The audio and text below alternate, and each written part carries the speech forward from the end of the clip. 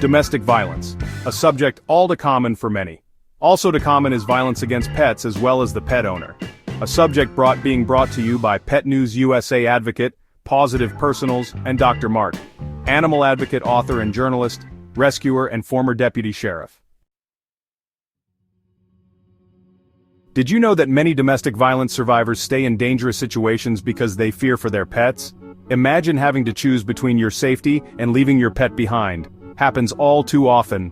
The PAWS Act, Pets and Women's Safety Act, was created to protect both people and pets from domestic violence. In this video, I'll explain how it works and why it's so important. We'll cover what the PAWS Act does, who it helps, and how you can support it. Up to 50% of domestic violence survivors delay leaving because they don't want to abandon their pets. Abusers often use pets as tools of control, threatening, harming, or killing them to intimidate their victims.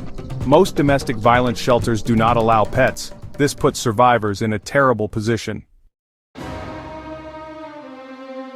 The PAWS Act provides grants to help shelters house pets. Now, if you are a shelter viewing this video, you will find at the end of this video the process for applying for the PAWS Act grant.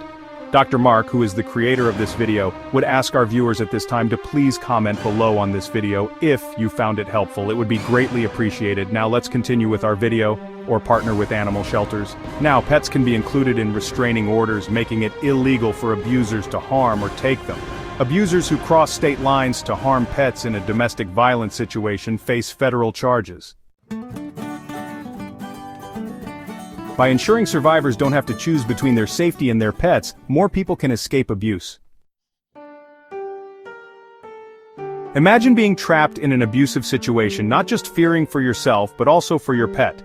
That was the reality for a woman named Audrey. She wanted to escape, but her abuser had threatened to harm her dog, Bee. When she finally found the courage to leave, she discovered that the domestic violence shelter couldn't take pets. Heartbroken but determined, she reached out for help.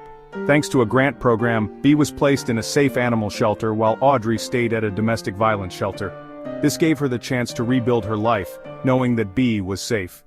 Once she secured stable housing, they were reunited, proving that no one should have to choose between their own safety and their pets.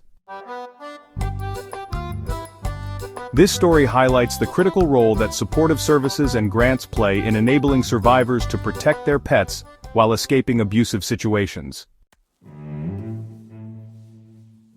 Donate or volunteer at shelters that accommodate pets. Many people don't know about the PAWS Act. Share this video to help spread the word. If your local shelters don't accept pets, encourage them to apply for PAWS Act funding. No one should have to choose between their safety and their pet. The PAWS Act is a big step forward, but there's still work to be done. Like, share and comment if you believe pets deserve protection too. And if you or someone you know needs help, reach out to organizations that support pet-friendly shelters. To apply for a grant under the Pet and Women's Safety PAWS Act, you'll need to engage with the Office for Victims of Crime, OVC, a component of the U.S. Department of Justice, DOJ, that administers these grants. Office for Victims of Crime, OVC. Address: 810 7th Street, NW, Washington, D.C. 20531. Phone 20230759983. Website https://ovc.ojp.gov. Stay informed. Grant solicitations are typically announced annually. Regularly check the OVC website's Funding Opportunities section for the latest information. Review eligibility criteria. Ensure your organization meets the necessary requirements outlined in each solicitation. Prepare your application. Follow the specific guidelines provided in the solicitation, which may include project narratives, budgets, and other required documents. Submit through grants.gov. All applications are submitted electronically via grants.gov. Ensure your organization is registered and familiar with the submission process. For detailed guidance, refer to the OJP Grant Application Resource Guide and the Just Grants website for additional resources and training. Please note that grant opportunities and processes may have evolved since previous announcements. Always refer to the most current information provided by the OVC and DOJ.